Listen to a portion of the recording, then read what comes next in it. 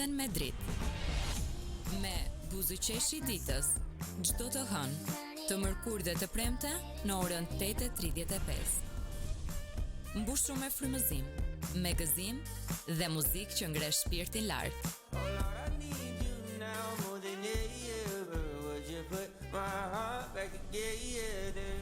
Ditës. Përshëndetje miq të dashur të Radio Emanuele dhe mirë se vini në programin Buzëqeshi ditës. Unë jam Jona dhe ju falenderoj që jeni sërish me ne në një tjetër puntatë, një puntatë që ju garantoj do të jetë një puntatë e veçantë dhe domethënëse. Jemi në fillim të vitit, shumë prej nesh po kërkojnë të rikthejnë balancën pas festave dhe teprimeve të vitit të ri, ndaj sot ne do të flasim për zgjedhjet e vogla që bëjnë një ndryshim të madh për trupin dhe shëndetin tonë. Për këtë arsye unë nuk jam vetëm sot në studio, së bashku me mua është e ftuara e ditës, doktoresh Juliana Zere, mjeke patologe, por jo vetëm. Ajo është duke u specializuar edhe në fushën e nutricionit, prandaj jam e sigurt që do të na jap sot këshilla shumë të mira, të vlefshme për ta nisur vitin tamam mbar. Përshëndetje doktoreshe dhe mirë se erdhe në Buzëqeshi ditës. Përshëndetje të gjithëve, ju uroj një vit të mbar. Shumë faleminderit, është kënaqësi që po e nisim këtë vit së bashku, je e ftuara e parë për këtë vit për mua. Kënaqësi. Kështu që jam e sigurt gjithçka ka për të shkuar shumë mirë edhe në vazhdim. Doktoresha, para se të flasim për ushqyerjen edhe për shëndetin, mund të na tregosh pak si ka nisur ky vit për ty, qoftë nga ana profesionale, po edhe nga ana personale, për t'u njohur edhe dëgjuesit pak më mirë me ju. Fillimi i vitit, janari përkon me kulmin e virozave në të gjitha grup mosha, sidomos në moshat pediatrike. Ne kemi jashtëzakonisht punë gjatë muajit janar, si në ambulancën ku punoj, por edhe në këshillat që duhet të jap tani në lidhje me specializimin që jam duke bërë, në lidhje me nutricionin. Gjithmonë është një muaj i ngarkuar profesionalisht, por dhe personalisht.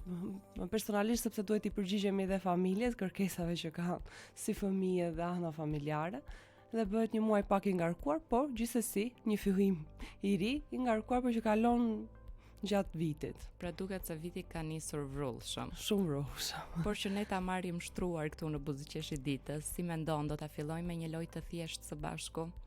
Okej. E di që ne na pëlqen të bëjmë lojra shumë fëmijëve, por edhe ne të rriturve na pëlqen të na bëjnë ndonjë lojë. Loja që kam zgjedhur sot për ty quhet Ana këshillohet. Unë do të jap disa nga deklaratat e famshme apo që bëhen rëndomt në fillim të vitit nga ata që e kanë tepruar me ushqimet, me pagjumsinë, edhe ti do të na thuash nëse na këshillohet apo jo, apo ndoshta edhe varet. Nëse është jo apo varet, mund edhe të na shpjegosh shkurtimisht se përse. Okej, dëgjojmë shpesh të thuhet, të heqësh plotësisht bukën sapo të mbarojnë festat, sepse të ndihmon. E gabuar. Ta hash vetëm supë ose sallatë për disa ditë rresht që të pastrohesh, na këshillohet? Totalisht e gabuar. Nuk do të na bëjnë vetëm supat dhe sallatat mirë. Jo. Edhe ky është një duhet një balans. Pjata jon duhet të jetë e balancuar, të paktën duhet të ketë gjysma e pjatës duhet të jetë perime, pjesa tjetër duhet të jetë proteinë, edhe pjesa tjetër duhet të përmbajë ndyrna, duhet të kemi dhe shumë fibra në pjatën tonë, që kështu. Kështu nuk na këshillohet. Nuk është e vlefshme. Të fillosh ditën pa mëngjes sepse ke ngrënë shumë gjatë festave, na këshillohet? Tani është pak në mod fasting. Këshillohet, por vetëm me konsultën mjekësore. Jo, vendimi marrë nga vetë personi. Jo, sepse kemi dëgjuar nga dikush edhe hajt po e provoj edhe unë. Jo, duhet paraprakisht një konsult. Pra varet në këtë rast. Kemi dhe probleme shëndetësore, mund të kemi situata që nuk na bën mirë fasting. Dhe mëngjesi gjithmonë është një vakt që ne e këshillojmë. Mëngjesi duhet një vakt i balancuar dhe i zgjedhur mirë, dhe mund të jetë një alternativë shumë e mirë, për shembull, thjesht një kos ose diçka e lehtë, por jo ta bëjmë skip mëngjesin. Të peshosh veten çdo ditë në janar për të parë ndryshimet. Jo. Ndryshimet minimalisht duan 3 muaj që të ndjejnë ndryshime të qëndrueshme. Okej. Çdo ditë është totalisht e gabuar. Edhe pas 3 muajsh më duket pak e vështirë të durojmë aq shumë, por këshill shumë e mirë kjo nga ju doktoresh.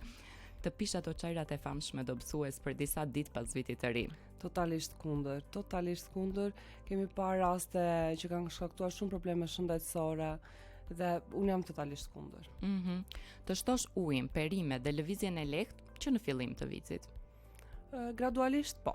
Kjo mund të vlej. E këshillueshme. Të mos hash asgjë pas orës 18, pavarësisht orarit të ditës.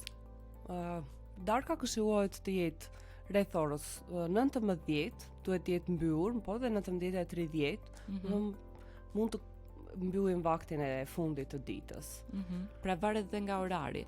Sepse gjithmonë mua më ka sjell pak pikpyetje kjo. Ka njerëz që nisin ditën e 6 të mëngjesit, ka njerëz që nisin në 10 të mëngjesit. Prandaj vaktet duhet të jenë 5 totalisht, me 3 vakte kryesore dhe 2 snack të vegjël, domethënë mini vakte. Dhe nuk mund t'i konsumojnë të gjithë njerëzit në të njëjtin orar. Prandaj edhe 6 mbasdita, 18 është një orë që mund të bëhet mirë dikujt, por jo dikujt tjetër, dhe nuk mund të themi që të gjithë duhet ta mbyllim të ngrënën në orën 18. E qartë. Të rikthesh gradualisht te ushqimi i zakonshëm, pa faj dhe pa ndëshkime ndaj vetes. Dakord. Shumë dakord. Okej, kishim shumë nevojë të gjithë për këtë lloj këshille, se besoj shumë prej nesh ndjej në faj pas gjithë baklavas që kemi ngrënë, pijeve jo të shëndetshme që kemi pirë, por gradualisht. Po gradualisht ushqimi në fakt është dhe një forcë zakoni, edhe fundviti për ne, periudha e festave, gjithmonë përfshin ëmbëlsira, vakte të pashëndetshme, pije me tepri, pije të gazuara. Tani kjo është dhe një forcë zakoni që nuk mund ta ndryshojmë. Alkooli, pastaj që është mungesa e hidratimit, mungesa e lëvizjes gjatë festave. Këto të gjitha na bëjnë që ne të marrim kalori të tepërta, ndoshta të shtojmë pak peshë, të kemi. Dhe pastaj në janar duhet të fillojmë të rekuperojmë të gjithë dëmet që kemi bërë. Shpeshherë dëgjojmë tani në janar shumë njerëz të thonë, po ja se si ndjehem si i rënduar pas festave. Çfarë po i ndodh realisht trupit? Realisht është kjo që thash pak më përpara. Ne teprojmë totalisht me kalorit, jo vetëm me kalorit. Ne zgjedhim të marrim ushqime të sheqerosura, siç është ëmbëlsira që ne kemi tradicionale tonë në baklavan, apo ushqimet shumë të ndryshme, ushqime të skuqura, ushqime të procesuara. Është domethënë një balans totalisht e prishur. Gjumi pastaj, gjumi që tregon edhe hormonet, si hormonin e ngopjes dhe hormonin e urisë, atëre na bën një çrreguim totalisht të metabolizmit ton. Dhe prandaj ndodh që në janar të gjithë të ndjehemi pak të fryr, pak të rënduar, pak më të lodhur. Të gjitha këto ndikojnë. Tani un kam një pyetje që ndoshta shumë prej nesh e kanë, nuk jam shumë e sigurt nëse ka një përgjigje, po të gjithë ne shpeshherë pyesim, po mos ka ndonjë zakon apo ndonjë ushqim të vetëm që nëse ne e ndryshojmë këtë në janar do na ndihmoj shumë gjatë vitit. Një ushqim të vetëm asnjëherë. Okej. Një zakon të vetëm jo, por një sër zakonesh po. Një sër zakonesh duke filluar që nga gjumi i mirë, minimalisht duhet të flejmë 8 orë pa ndërprerje, duhet të mundohemi që gjumi të jetë i pa ndërprerje dhe cilësor. Dhe pastaj të kalojmë tek pjesa e ushqimit. Ushqimi duhet të jetë që nga vakti i mëngjesit, mes vakti, dreka, ushqime të mirë zgjedhura. Ne na duket sikur nuk gjejmë dot ushqime të shëndetshme lehtë. Dhe gjithmonë drejtohemi tek ushqimet e pashëndetshme, sepse janë ato që reklamojnë më shumë, janë të shpejta dhe reklamojnë më shumë. Njerëzit e kanë shumë kohë të porosisin një picë për drekë. Harojnë që mund të porosisin një peshk të pjekur dhe e zgjidhin drekën shumë kollaj. Që kështu nuk ka një zakon të vetëm, por një sër zakonesh në ushqyerje. Duhet të drejtohemi tek zgjedhjet e shëndetshme dhe zgjedhje. Nuk është ushqimi i shëndetshëm. Mund të themi, nëse themi vetëm një, do jetë të bëjmë zakon, të bëjmë zgjedhjet e shëndetshme këtë vit. Kjo vlen. Përmend pak më parë edhe stresin dhe mungesën e gjumit. Sa ndikojnë stresi dhe mungesa e gjumit, përveç faktit që ne themi se na lodhin, po sa ndikojnë edhe tek ai oreksi që ne kemi edhe ham gjëra të pashëndetshme pastaj. Gjumi dhe stresi janë dy faktorë shumë të rëndësishëm, si në shtimin në peshë, në rënje në peshë, për shkak se gjatë gjumit rregullohen shumë procese hormonale. Dy nga proceset hormonale janë hormoni i ngopjes dhe hormoni i urisë. Të dyja këto çrregullohen në rast se ne nuk bëjmë gjumë, sidomos për kohë të gjata, periudha të gjata pa gjumë, ndërprerje të gjumit, fjetur vonë, nuk është thjesht të flesh dhe mund të flesh dhe në orën 2 të mëngjesit e të zgjohesh pastaj në orën 10 dhe ky nuk është një gjumë i shëndetshëm. Ne kemi procese metabolike shumë të rëndësishme që realizohen gjatë gjumit, që kështu gjumi këshillohet pas orës 10 deri në 11 njeriu duhet i rrituri duhet të jetë në gjumë. Fëmijët e vegjël duhet jem patjetër në orën 9 në gjumë, sepse përveç hormoneve të urisë, të ngopjes, ata kanë dhe hormonet e tjera shumë të rëndësishme. Një hormon tjetër që duhet përmendur është kortizoli, nëse çgohet gjumi apo jemi në periudha me stresuese që vendosin veten në stres të lartë, kemi rritje të kortizolit, gjë që sjell pasoja më vonë për shëndetin. Mund të sjellim insulinorezistencë, mund të kemi prediabete, gjë që janë shtuar shumë kohët e fundit. Gjëra që ne mund të na duken të thjeshta në fillim, mendojmë se nuk i bëra gjë vetes së fjeta dhe një orë më vonë, por nuk i mendojmë kaq thellë, kështu që faleminderit doktoresh që po na i shpjegon kaq mirë, edhe po na ndërgjegjëson edhe ne në të njëjtën kohë. A është e shëndetshme të fillojmë me një herë me rregull apo të bëjmë ndryshimet gradualisht pas vitit të ri? Jemi të ashpër me veten si fillim apo? Ndryshimet e menjëhershme dhe drastike mendoj se nuk janë afatgjata. Ndryshimet graduale, të cilat të bëhen zakon të përditshëm, ato janë ndryshimet afatgjata. Duke ndryshuar gradualisht, e nisim me çdo lloj vakte, nisim me një sër ushqimet që ne zgjedhim, që nga pazari që ne bëjmë. Këto janë zakone që na çojnë drejt një ushqyerje më të shëndetshme. Më hidratimi është një pjesë shumë e rëndësishme. Njerëzit të harrojnë të pinë ujin. Kur i pyet sa pinë, mund të konsumoj 2-3 gota, po 2-3 gota është shumë e pamjaftueshme dhe hidratimi është shumë i rëndësishëm. Uji është shumë i rëndësishëm. Aktiviteti fizik patjetër është shumë i rëndësishëm. Jeta tani është shpejt. Punët, angazhimet, të gjitha na bëjnë që ne të harrojmë sa hapa duhet të bëjmë. Ne përdorim makinën, kemi harruar të ecim në këmbë. Nuk është se jam mjekja që këshilloj aktivitet fizik ekstrem, të nisim palestrën me kaq herë në javë, të ngrejmë kaq pesha, që të humbasem kaq kilogram. Minimalisht këshilloj 3 herë në javë të ecim 1 orë. Në qoftë se nuk e bëjmë dot 3 herë në javë nga 1 orë, e realizojmë gjysmore në ditë të tjera. Ama gjatë javës duhet të kemi realizuar mjaftueshëm aktivitet fizik. Thjesht edhe ecura quhet aktivitet fizik. Hapa, por pak të shpejt, jo hapa të ngadalë, sikur dalim një shëtitje, duhet ecje në fillim me hapa të ngadalë dhe pastaj drejt fundit arrim si në një pistë vrapimi. Dhe ky është një aktivitet i mjaftueshëm fizik. Pra edhe vetëecja është graduale. Po. Kështu që gradualisht çdo gjë. Gradualisht. Okej, mua po më duken të thjeshta, nuk po më duken dhe aq të vështira. Në mënyrën si ti po na i sjell doktoresh, çdo gjë po më duket mirë, edhe bindshëm. Janë zgjedhje që ne i bëjmë. Kemi zgjedhur tani çdo person po fillon të zgjedh fast, domethënë çdo gjë të shpejtë, edhe ushqimin të shpejtë, të gatshëm. Këto janë zgjedhje që se vendosim një ditë të themi do bëjmë zgjedhje të shëndetshme, është shumë e thjeshtë. Pra edhe të mirë menduara nga ana tjetër, jo thjesht të shpejta. Ne i ndam pak përmes lojës disa mite në fakt që besohen, përderisa na the që jo nuk këshilloheshin, po ndoshta për ty cili është një mit që e has shpesh në fillim të vitin, të cilit njerëzit duhet ta largojnë, duhet ta harrojnë, nuk është e vërtetë. Shikoj shpesh këto detokse, të pim shotsa dhe rrëzojmë kile.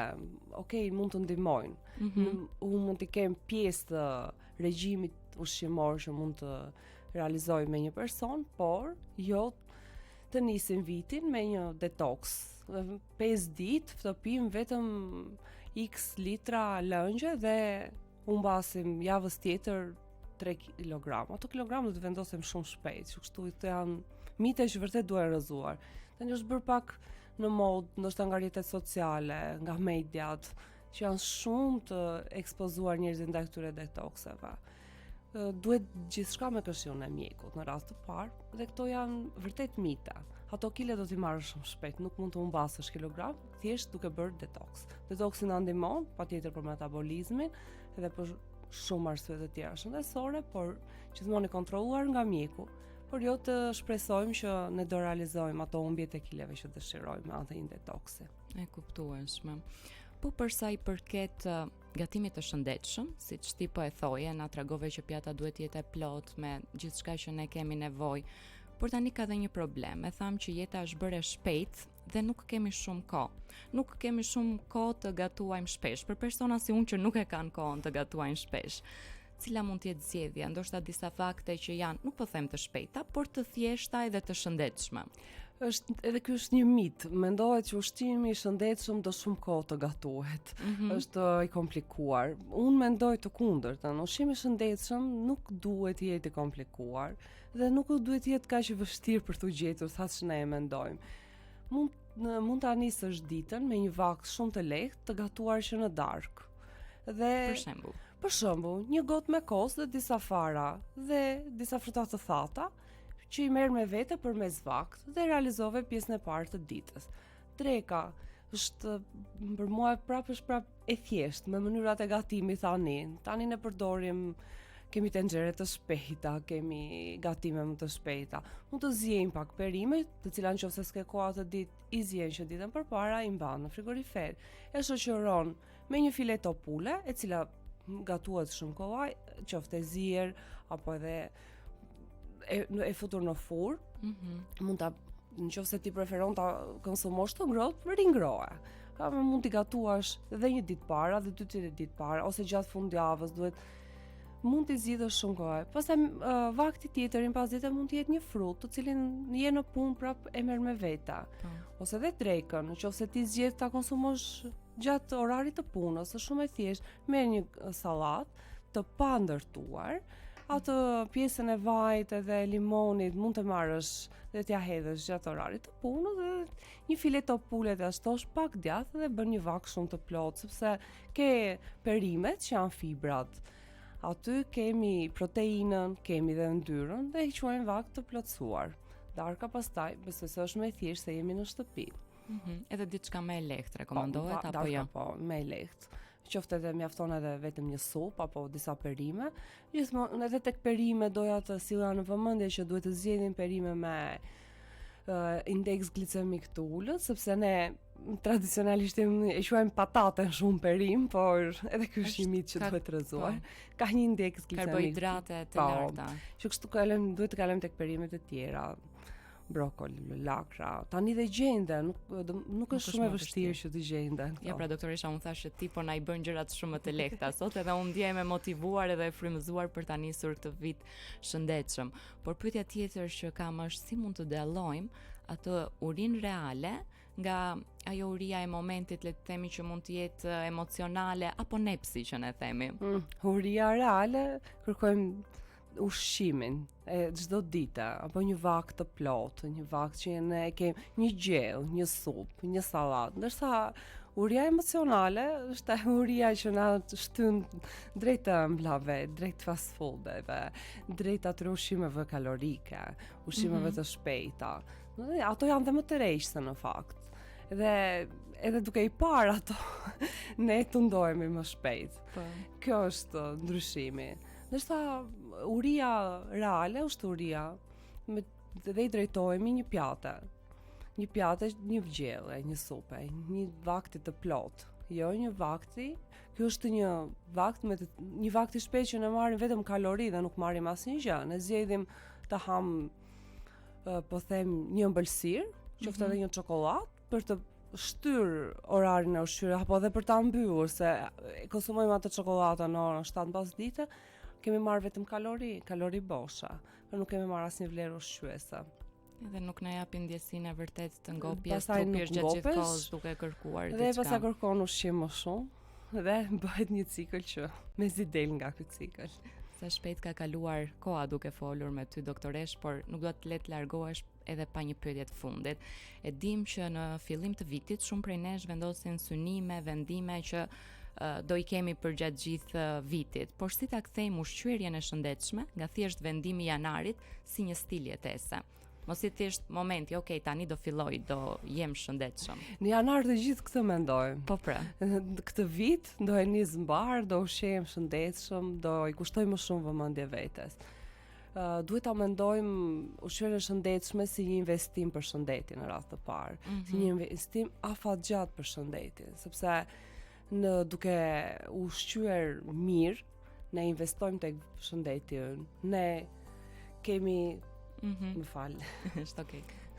Nëpërmjet ushqyerjes së shëndetshme, ne realizojmë një trup të shëndetshëm, një mendje të shëndetshme, duke marr ushqimet sa më të pasura, I shërbejmë trupit tonë, sepse nuk është thjesht çështje kalorish, të mbarim kaloritë e vaktit, është çështje mikronutrientesh dhe makronutrientesh. Ne duhet të marrim proteinat e duhura, ne duhet të marrim fibra, duhet të marrim karbohidratet e duhura, duhet të marrim vajrat e duhura të shëndetshme, yndyrnat e shëndetshme. Duhet të marrim dhe ato mikronutrientët, siç janë mineralet, vitaminat, të cilat I marrim vetëm nëpërmjet një ushqimi të shëndetshëm dhe të zgjedhur mirë. Doktoresha, shumë faleminderit për gjithçka që ndarë me ne sot. Jam e sigurt që ka shumë për të folur, prandaj jam mirëpritur sërish në Buzëqesh e ditës. Ishte shumë kënaqësi. Ishte ndoshta intervista ime e parë. O sa bukur. Edhe e para për këtë vit. Urojmë shumë suksese dhe faleminderit për gjithçka që bën në punën tënde të përditshme për çdo njeri. Faleminderit, gjithë të mirat. Faleminderit. Të dashur miq të Buzëqeshit ditës, vazhdoni dhe qëndroni me Radio Emanuel, ne do të rikthehemi pas pak në pjesën e dytë të programit.